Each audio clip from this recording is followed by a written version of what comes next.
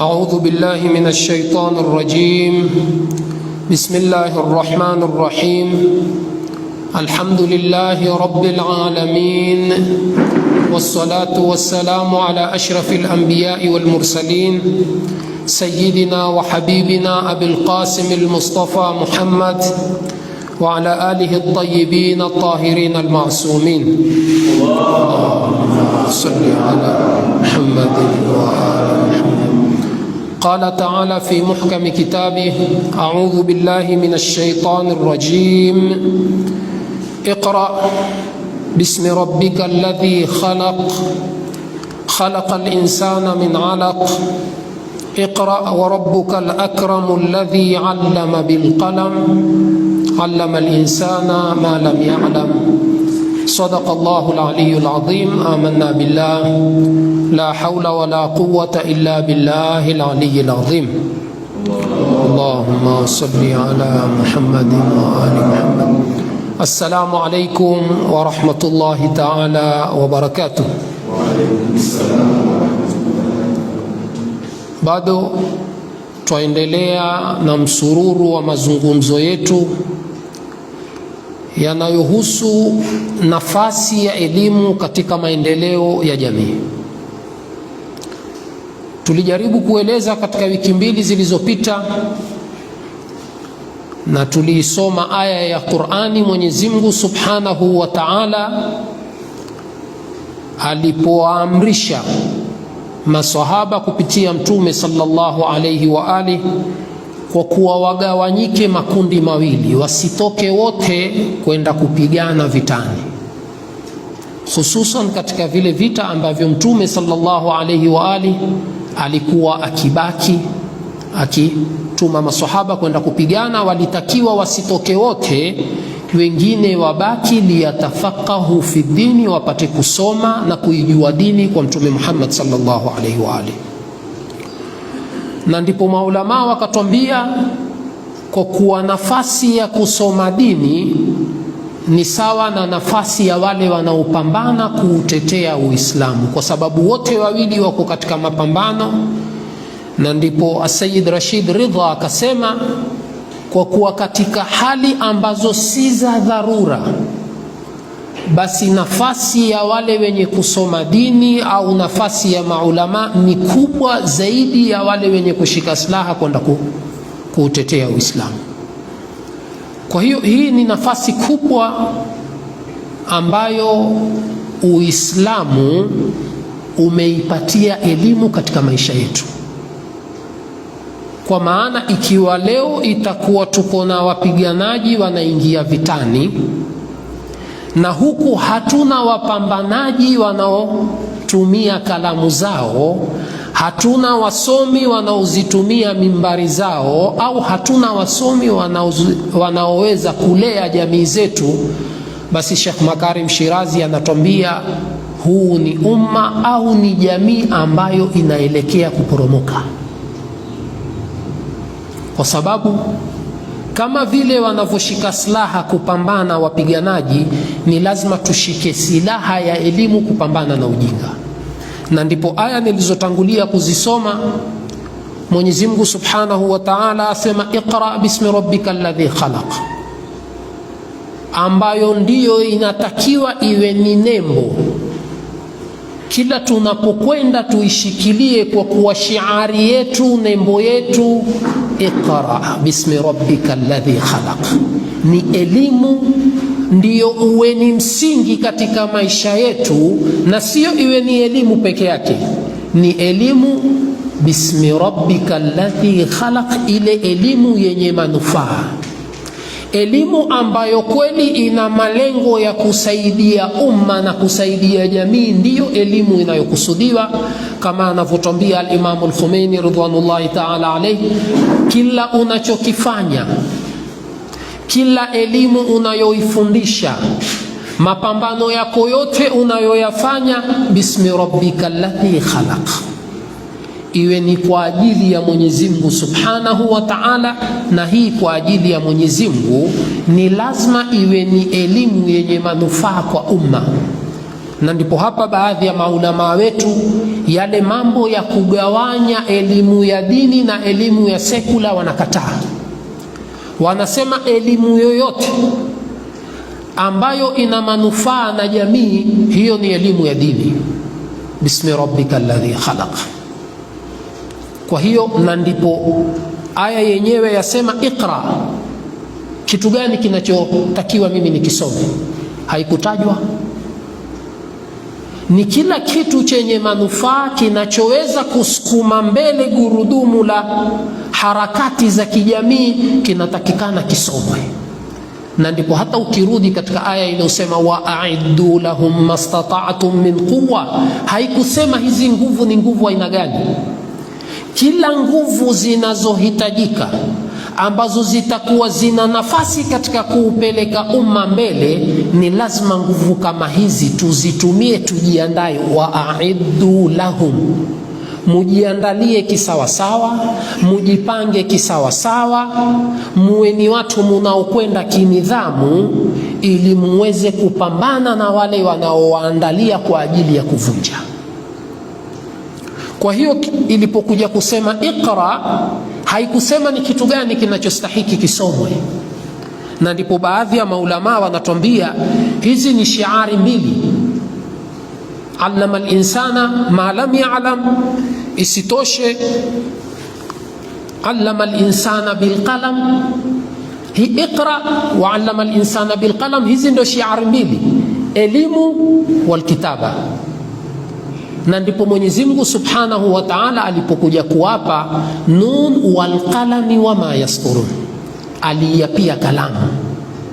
Kwa maana hii nafasi ambayo ni nafasi ya elimu katika umma wowote, ikiwa nafasi kama hii itakuwa haisukumwi vile inavyostahiki, haikuwekwa mbele, haikuwekwa ni kama shiari kama wanavyotwambia maulama wetu, kwa sababu hii ndio aya ya kwanza iliyoshuka katika Qur'ani, iqra, na imemshukia mtu ambaye hajui kusoma, hajui kuandika, kwa baadhi ya navyosema maulama, ijapokuwa wengine wanakataa, lakini wanasema walio wengi, kwa kuwa Mtume sallallahu alayhi wa alihi alikuwa hajui kusoma na hajui kuandika, kwa maana hakusoma elimu zozote kabla ya hapo.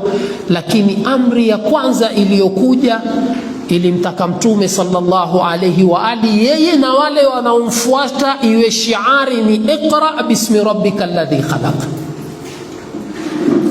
iwe ni kusoma kwa jina la Mwenyezi Mungu Subhanahu wa Ta'ala. Na hii ndio inatupa nafasi kwa kuwa kutuonyesha, hebu angalia yale mazingira yaliyokuwa kabla ya Mtume sallallahu alayhi wa alihi, ni mazingira aina gani? Na ndio wenyewe maulama wanatuambia ni aljahiliyatul ula. Sisi hivi sasa tuko katika aljahiliya thania, kwa sababu tunaweza tukawa tuna ujahili kuwashinda wale, yani tumeuvaa ujahili mkubwa zaidi na muovu zaidi. Kwa hiyo ujahili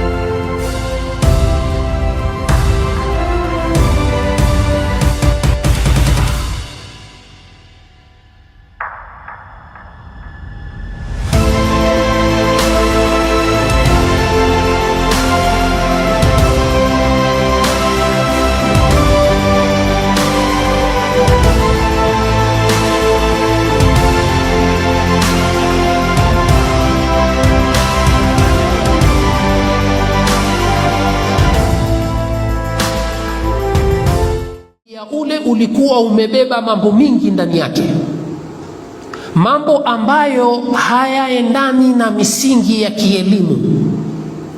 Kwa hiyo hatua ya kwanza aliyotakiwa Mtume sallallahu alaihi wa ali ahakikishe ule ujahilia ameuondosha kwa kutumia silaha ya elimu. kwa kutumia misingi ya kielimu ndiyo kweli ataweza kuondosha ule ujahilia. Na ndipo baadhi ya aya za Qur'ani zinasema wal aghlal allati kanat alayhim, kwa sababu ni minyororo ilikuwa imewafunga, hawawezi kwenda isipokuwa kwa sababu gani? Mila, desturi, na mila na desturi hizo zimeambatana na khurafati, mambo ambayo hayana misingi. Kwa hiyo ilipokuja shiari ya kuwa ni lazima hatua ya kwanza iwe ni hatua ya nini? Ya elimu, ni kwa sababu huu umma hauwezi kwenda mbele, hauwezi kufanikiwa mpaka kuhakikisha kwa hii hatua ya kwanza imefaulu.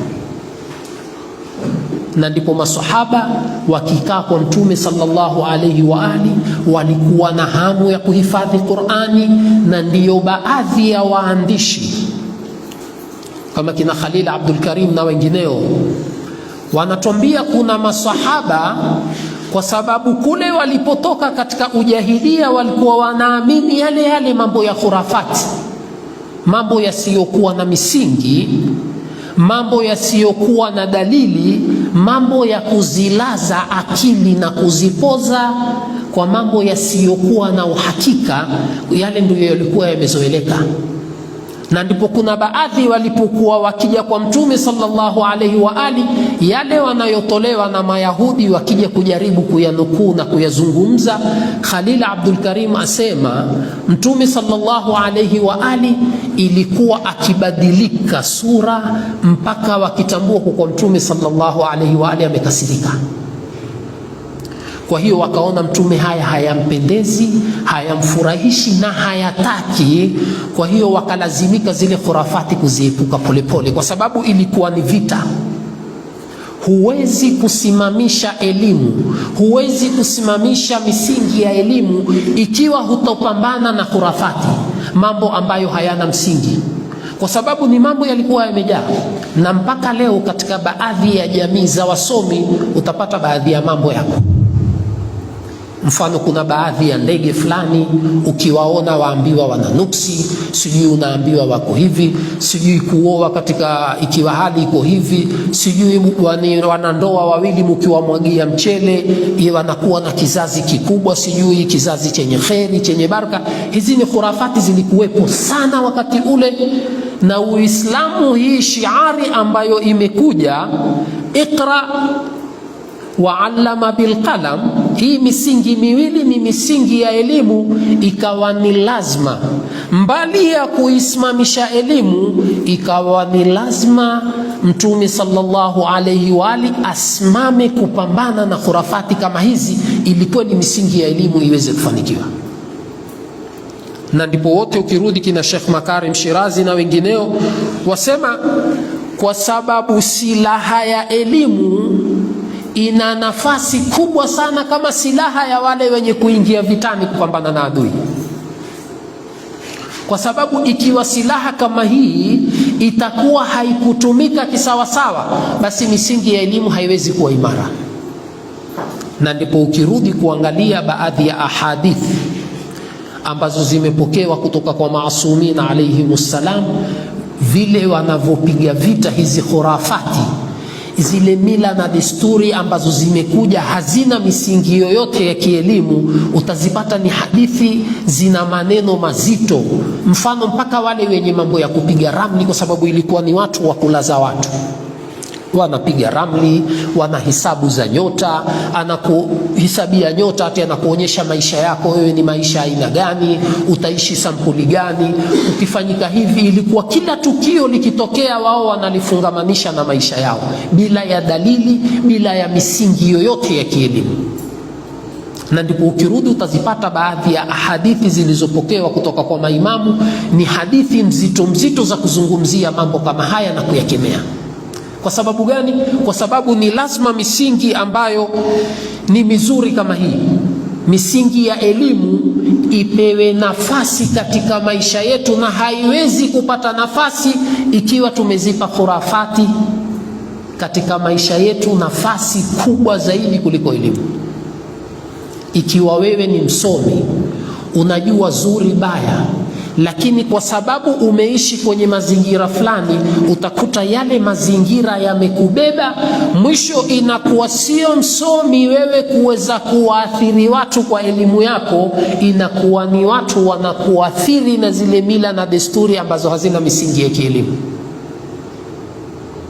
Kwa hiyo ndipo utapata hadithi chungu mzima ambazo zimepokewa, zimekuja mbali ya misingi hii ya kielimu, zimekuja kupambana na hawa watu ambao lengo lao sawa sawa ni kwa maksudi au sawa sawa si kwa maksudi, lengo ni kumaliza hii misingi ya elimu. Na ndipo kama tulivyoeleza, popote madhalimu walipo, popote mabepari na waharibifu walipo, basi hawawezi kukubali misingi ya elimu ya kisawasawa isimame, kwa sababu ni hatari kwa tawala zao.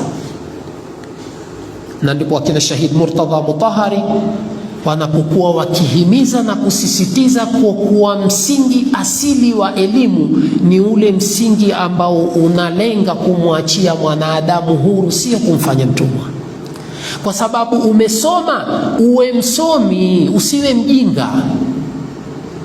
Kwa sababu ikiwa nitakuwa msomi lakini ni mfano wa punda, kama thalil himari yahmilu asfara, kwa hiyo elimu yangu itakuwa ina maana gani? Kwa sababu itakuwa naendeshwa na ile ile mila na desturi. Na ndipo tuangalie vipi Uislamu uliweza kupambana na hizi khurafati na vipi uliweza kuzikemea. Ukirudi kama Khalil Abdul Karim anajaribu kutumia maneno mazito, asema Mtume sallallahu alaihi wa ali alijaribu kutumia hizi njia mpaka masahaba wakamuelewa, kwa kuwa Mtume akiwa katika hali kama hii haya mambo hayafurahii, akiwa katika hali kama hii ni mambo yanayomfurahisha, kwa sababu walikuwa wameshazoea, wakafikiria Mtume sallallahu alaihi wa ali ni kama wengine wanapenda kunukuliwa zile khurafati na yale mambo ambayo hayana misingi. Mtu aweza kwenda amelala akachelewa kuamka, akiinuka akaenda barazani akawambia mimi nimelala, nikaja kuchukuliwa na jini, nikaota miujiza, akaja kawaeleza watu miujiza kadhaa na kadhaa, na watu wakaamini kwa kuwa yeye huyu ni mtu hivi sasa amekuwa mtu muhimu, kwa sababu mpaka majini wamemchukua katika mambo yao. Ni khurafati zipo. Kwa hiyo Uislamu ukaja kukemea, na ndipo utapata maneno ambayo yanapokewa kutoka kwa maimamu, mfano al-Imam Ali salamullahi alayhi alipokuwa anasema katika khutba ya Nahjul Balagha, wa akharu qad tasamma aliman wa laysa bihi faqtabasa jahaila min juhal wa adalila min dhullal wa nasaba linnasi ashrakan min habaili ghururin wa qawli zur.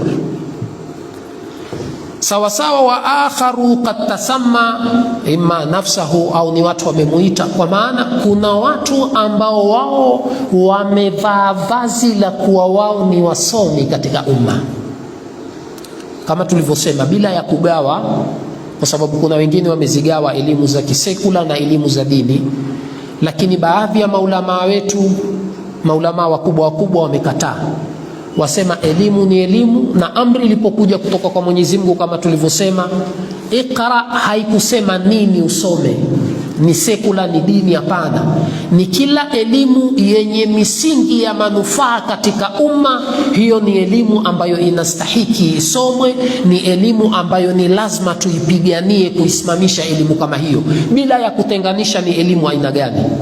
Kwa hiyo huyo aliyekuja kulivaa vazi hili la kuwa yeye ni msomi, lakini al-Imam Ali salamullahi alayhi asema wa akharu qad tasamma aliman wa laysa bi, kwa maana hastahiki yeye alivae vazi kama hili. Sawa sawa amelivaa mwenyewe la kutaka yeye kujiweka kwa umma, kujiweka kwa watu kwa kuwa yeye ni msomi, au ni watu wamemvisha. Kwa sababu kuna baadhi ya sehemu watu wanavishwa mavazi ya elimu kwa kuwa wao ni wasomi, lakini al-Imam Ali asema walaisa bi, hawastahiki wavishwe. Kwa sababu gani? Kwa sababu wao ni wale watu faqtabasa jahaila min juhal, kwa sababu wao ile misingi ya kijinga ndiyo wanayoimarisha katika umma, ndiyo wanayoijenga katika umma. Kwa hiyo msomi yoyote ambaye atakuwa amevaa vazi la kielimu au amevishwa, akiwa ataitegemea misingi kama hii, basi al-Imamu Ali salamullahi alayhi asema hafai kuwekwa katika nini, katika fungu la wasomi. Kwa sababu gani?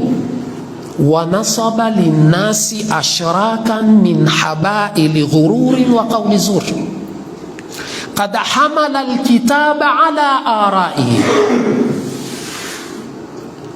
Ameweka neti, ameweka nyavu, kama vile wale wavuvi wa samaki sio wanatumia zile neti, si tunaziita nyavu, au majarife yale makubwa ambayo yanavuta samaki wakubwa wakubwa. Sasa wale ambao wao wamejiweka ni kama nembo ya elimu katika jamii, wakawa wana sifa kama hizi za kupoteza, wana sifa ambazo wanakichukua kitabu cha Mwenyezi Mungu Subhanahu wa Ta'ala kukipeleka kwa matamaniwa ya nafsi zao sawa sawa, kwa ajili ya kuwa wao wako katika mafungu ya wajinga, au lengo ni kupoteza. Hakuna tofauti, kwa sababu msingi wa kielimu ni msingi ambao unasimamia dalili. Inshallah tutakuja kufika, unaosimamia katika misingi ya dalili, si misingi ya kufuata khurafati, si misingi ya kufuata ndoto, si misingi ya kufuata maneno ya wapiga ramli au ya wenye kufuata nyota. Hapana, ni misingi ya kielimu ambayo ni imara. Na ndipo al-Imamu Ali salamullahi alayhi akasema, kwa kuwa huyu mtu mwenye kulivaa vazi kama hili, ikawa yeye haitumii hii misingi ya kielimu, kwa hiyo anatumia misingi ya kijinga na wajinga, na ameweka neti na ameweka mitego ya kuingiza umma na kuuangusha katika elimu ambazo ni elimu za kikhurafati zisizokuwa na misingi imara. Mtu kama huyu walaisa bialimin. Kwa hiyo ikiwa sio alim, ni lazima tuwe mbali na yeye. Ndiyo yale maneno yake anavyotuambia alipowagawanya hawa wasomi kwa kuwa ni sampuli tatu. Asema al-alimu annasu thalathatu asnaf, fa'alimun rabbaniyun wa muta'allimun ala sabili najat wa hamajun ru'a'un atba'u kulli na'iqin yamiluna ma'a kulli rih lam yastadhi'u binuril ilm. Watu ni sampuli tatu. Sampuli ya kwanza ni msomi rabbaniyun, sio yule ambaye amewaekea watu mitego ya kuangusha, sio yule anayefuatia au anayefuata misingi ya kijinga na misingi ya khurafati. Hapana, ni alimun rabbaniyun, anayetegemea misingi iliyoletwa na Mwenyezi Mungu Subhanahu wa Ta'ala, misingi imara ya dini, misingi inayotumia dalili, sio misingi ambayo inakuwa ni kama bendera inafuata upepo, misingi ya maslahi. Leo yuko upande huu, kesho yuko upande ule. Si mnajua bendera inavyotembea? Kwa hiyo bendera huwa haina misimamo. Lakini huyu alimun ambao ni rabbaniyun, huyu ni alim mwenye misimamo. Elimu yake ina misingi ya kisawasawa, elimu yake ina imara. Iqra bismi rabbika alladhi khalaq allama al-insana bilqalam. Imetegemea katika misingi miwili, misingi hii imara, misingi ambayo haiwezi kutikiswa na upepo. Wacha upepo wa kawaida, hata ikiwa ni kimbunga hakiwezi kumtikisa. Na ndipo leo utapata mifano mizuri. Sisi hebu tusomeni historia, wacha historia ya zamani, historia ya maulama wetu tunaoishi nao. Kwa nini? Ukiangalia hauza zetu za kielimu kuanzia miaka hiyo mpaka leo, hazikukubali kuingia katika nidhamu au system za serikali yoyote. Hauza zetu za kielimu, fuatilia miaka yote, zimebaki kuwa huru. Kwa sababu gani? Alimun rabbaniyun, ni maulama wale ambao wanastahiki kusifiwa kwa kuwa wao ni maulama. Nisba ya mwenye kuwa wao ni nani? ni maulama wanajitegemeza kwa Mwenyezi Mungu Subhanahu wa Ta'ala. Wana sifa kwa kuwa wao ni maulama wanaoeneza zile elimu ambazo zina misingi iliyoletwa na Mwenyezi Mungu Subhanahu wa Ta'ala.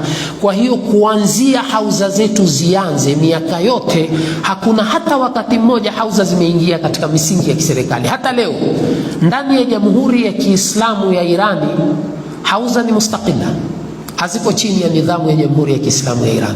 Inaendesha mambo yake yenyewe, wanapanga mambo yao wenyewe. Maulama wana timu zao, wana majopo yao, ambapo utapata mpaka yule ambaye amefikia level ya ijtihadi, kwa kuwa yeye haruhusiwi tena kufanya taklidi. Wao wana timu yao, wanamuweka chini, anapigwa maswali, akionekana kweli huyo amestahiki, anaandikiwa rasmi kwa kuwa huyo ameingia katika timu ya mujtahidina. Kwa hiyo serikali haina mkono. Kwa sababu gani? Kwa sababu ukijaribu kuangalia historia, huyu ambaye tumeambiwa na al-Imamu Ali salamullahi alayhi katika kigawanyo cha 3 ni atba'u kulli na'iq yamiluna ma'a kulli rih. Hawa ni kwa sababu gani? Wakishaingia katika mikono ya serikali yoyote, serikali ikiwa itakuwa ni mbovu, basi utawapata watu kama hawa mwisho sasa ndio huwa wamekuwa kama bendera, kwa sababu wanakuwa ni kama wasemaji rasmi wa serikali. Ndio wale ulama salatini wale, ndio hawa huwa wamewaekea watu mitego, badali ya wao kuwaongoza watu wanawapeleka katika njia zisizofaa.